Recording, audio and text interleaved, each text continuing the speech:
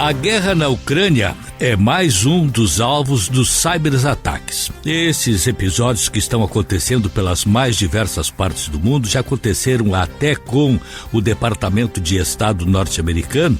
E na Ucrânia nem é novidade. Em 2015, por exemplo, a rede elétrica do país foi atingida por um ataque cibernético chamado Black Energy, que causou um apagão que afetou 80 mil pessoas no oeste do país. E 3 cyberataques russos que as potências ocidentais temem estão também em análise, em estudos por essas potências ocidentais.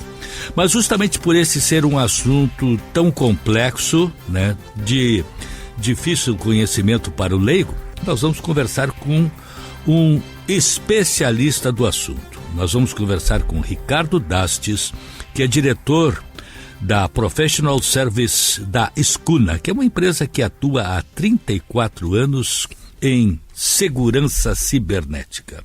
Ricardo Dastes, bom dia, prazer em tê-lo com a gente. Bom dia, Jurandir, bom dia a todos os ouvintes da Rádio Guaíba, é um prazer estar aqui, um privilégio. De fato, essa questão da guerra, inclusive, acho que estamos entrando na 7ª semana, fez aumentar o que nós chamamos de nível de exposição cibernética a patamares nunca antes vistos.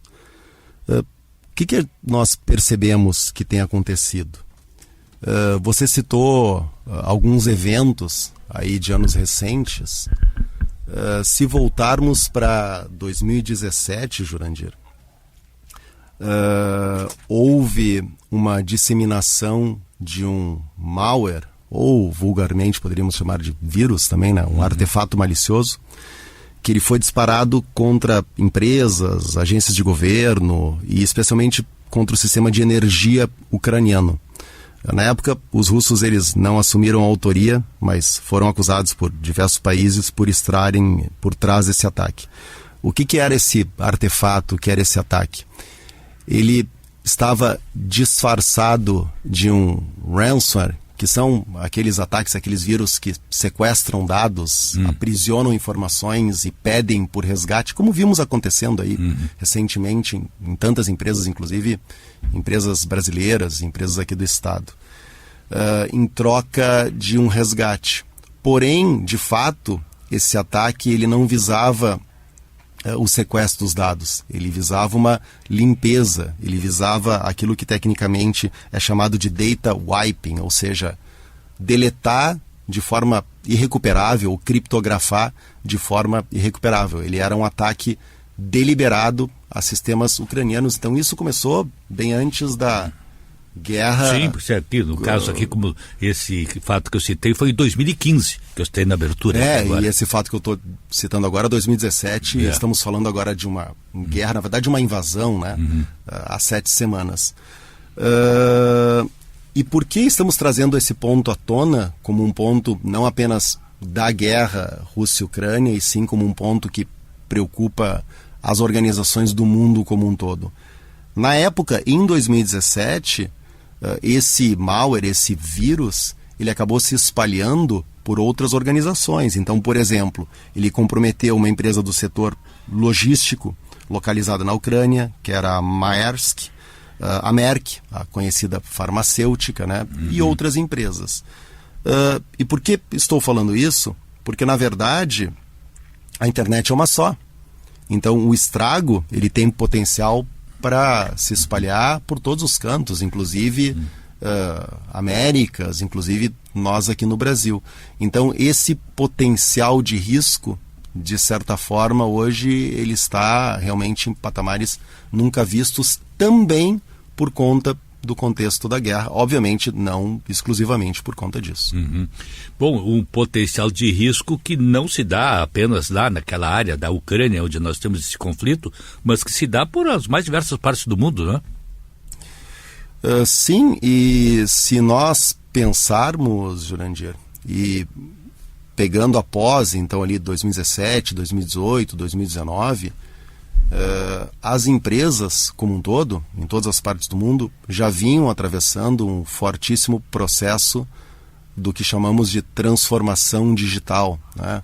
As estruturas de tecnologia das empresas já se movimentando, saindo de estruturas mais tradicionais, aqueles data centers, CPDs, aquelas salas, né, onde ficavam lá os computadores, os servidores, indo para a nuvem, cada vez mais novas formas de se trabalhar com tecnologia, integrações com parceiros externos, através de sistemas distribuídos. Então, tudo isso já vinha acontecendo com uma velocidade muito impulsionada pela transformação digital, pelo movimento da economia de aplicativos, tudo aquilo que vários arrasa-quarteirões de mercado aí trouxeram de forma esmagadora, né, como Uber, Airbnb, Amazon, essas grandes empresas acabaram impulsionando várias outras a fazerem movimentos parecidos.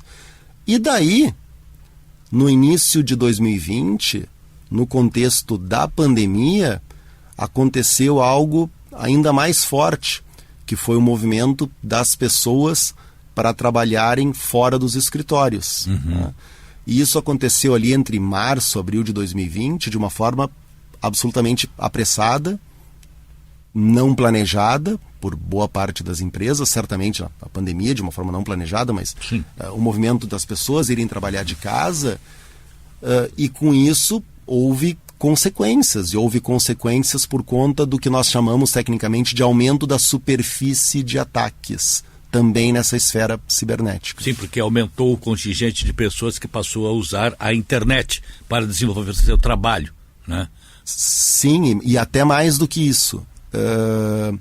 No modelo tradicional, as pessoas elas estavam dentro da empresa, dentro de uma rede, de um núcleo onde você assumia que eu estou aqui dentro da empresa, esta rede ela é, em tese, mais segura do que a rede na minha casa. Então aqui eu estou protegido por firewalls, né? Eu estou protegido por uma série de tecnologias de segurança que me cercam, assim como os dados estão ali na sala de servidores, etc.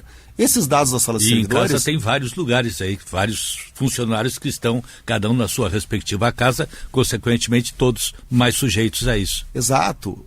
Tanto as pessoas foram para suas casas em ambientes em que não podemos assumir que são intrinsecamente seguros, são redes domésticas, né?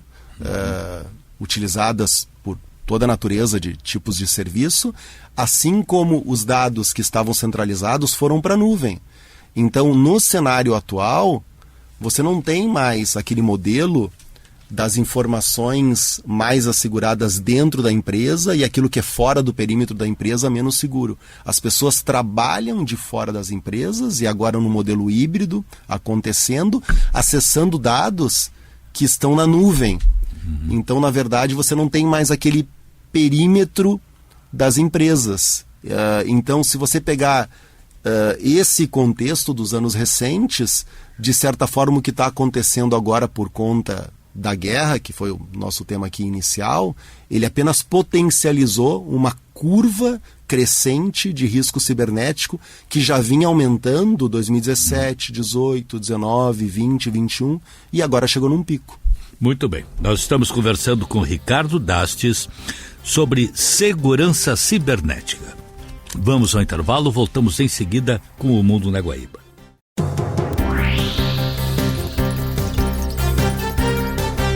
Voltamos com o Mundo na Guaíba, conversando com Ricardo Dastes, diretor da Professional Service da Scuna, empresa que atua há 34 anos na área de segurança cibernética.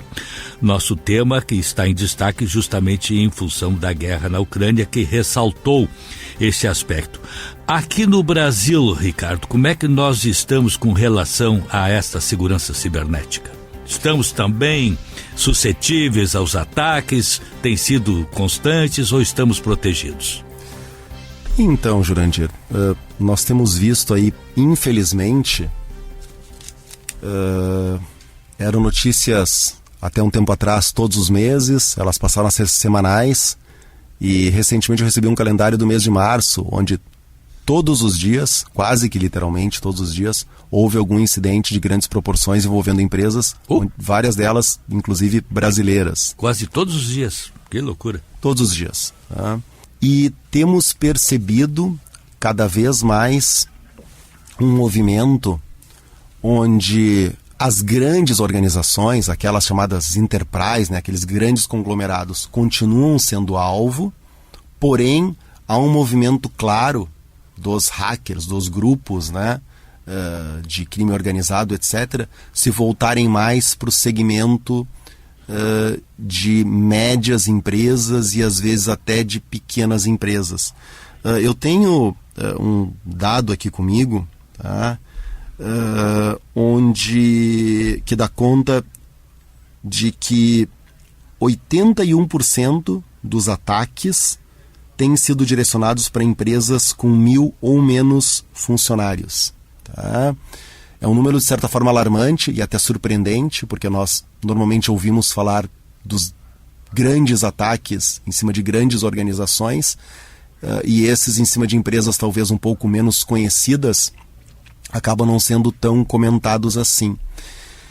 Mas daí a pergunta que fica, né, Jurandir, e aqui para os nossos ouvintes, é por que isso está acontecendo? E por que as empresas menores, tá? Se nós pegarmos aqui empresas com menos de 100 funcionários, representa 31, 32% desse número, que é bastante significativo. Tá? Dá quase um terço disso. Há uma explicação, há um motivo para isso. Porque no momento em que esses ataques acontecem, ataques que na maioria das vezes sequestram dados e pedem por um resgate, os atacantes sabem que buscar o pagamento do resgate em grandes organizações que prestam contas para conselhos de administração, shareholders, né? Tem grandes áreas estruturadas de compliance, jurídicas, etc., é mais difícil você negociar com estruturas assim. Quando você está falando com empresas menores, de menos de 1.000 funcionários, ou às vezes até menores do que isso, você provavelmente vai estar falando diretamente com o dono ou com o sócio majoritário. Ou seja, resumo da ópera, é mais fácil você receber o pagamento em resgate aquele ataque que aprisionou seus dados. Então, um grande ponto de atenção aqui é que cada vez mais empresas que até então estavam, entre aspas, se sentiam talvez ilesas e não eram as mais visadas, porque as notícias sempre eram das grandes corporações, a cada dia que passa estão mais atacadas e hoje, com esse número alarmante de representarem 81% dos ataques. Mais suscetíveis, consequentemente. Como se prevenir para isso? Por conta do que estávamos falando no bloco anterior, e esse movimento das pessoas e os colaboradores, funcionários, todo o ecossistema, né, de usuários estarem cada vez mais fora dos escritórios, ou mesmo agora, num híbrido, né, existe o conceito aí, o remote anywhere, né, work anywhere, trabalhe de onde você estiver, de casa, do escritório, do aeroporto, etc. O que acaba acontecendo é que aquele velho conceito do perímetro, que era a rede da empresa, né, os firewalls, até aqui a minha rede está mais segura, até aqui a minha rede não está mais segura, ele meio que virou de cabeça para baixo, ele deixou de existir. E cada pessoa que trabalha para aquela empresa, ela em si mesma acaba sendo um perímetro.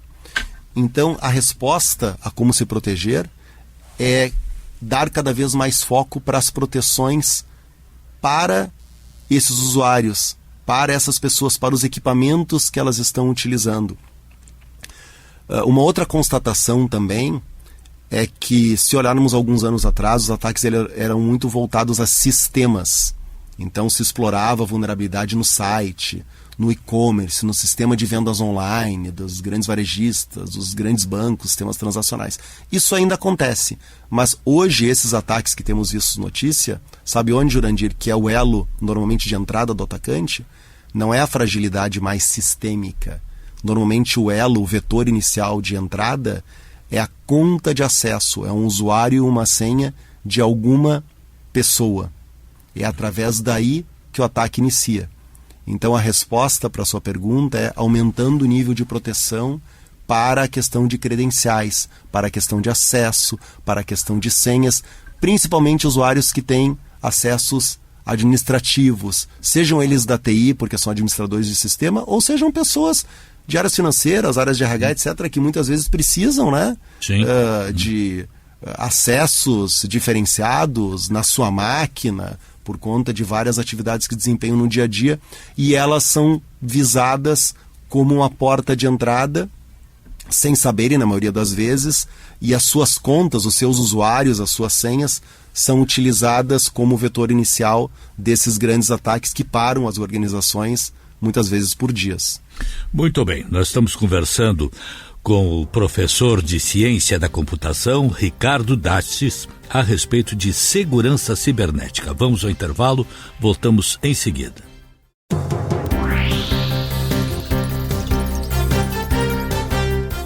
Estamos de volta com o Mundo na Guaíba, conversando com o professor de Ciência da Computação, Ricardo Dastis, que é diretor da Professional Service da Escuna, uma empresa que atua há 34 anos no ramo da segurança cibernética. Professor Ricardo Dastis, vamos voltar para a questão relacionada a esse conflito internacional. O presidente dos Estados Unidos, Joe Biden, ele convocou empresas e organizações dos Estados Unidos a trancar suas portas digitais. Segundo ele, a inteligência norte-americana acredita haver indícios de que a Rússia está planejando um ataque cibernético contra o seu país. É possível isso? É possível, naturalmente é possível. Acho que nós estamos aqui num momento de tensão política internacional, um momento de tensão terrível, né? Que não esperávamos estar vivendo agora nesse momento de 2022.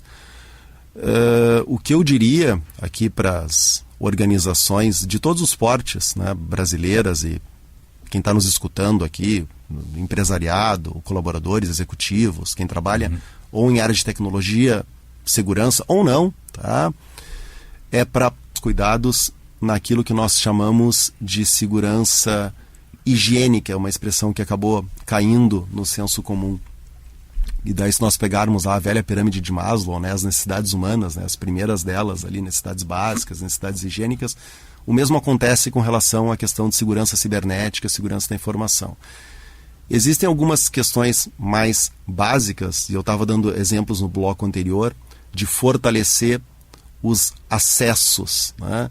Então, hoje, essa lógica de apenas usuário e senha, ela não é mais considerada segurança suficiente, seja para acessos remotos, acessos dentro da organização. Se trabalha atualmente com conceitos adicionais de segurança para validar que aquela pessoa é ela mesma. Quais seriam esses conceitos adicionais? É um segundo fator de autenticação, um aplicativo onde a pessoa vai lá e valide porque ela está utilizando de um novo dispositivo, um código que ela receba através de um outro dispositivo. Sim, manda às vezes um código por mensagem, né? Que o pessoal chama de token, por mensagem. Mensagem tem algumas fragilidades, porque às vezes, né, o chip da pessoa pode ser clonado e daí tira-se proveito, mas existem alternativas para isso. Tá?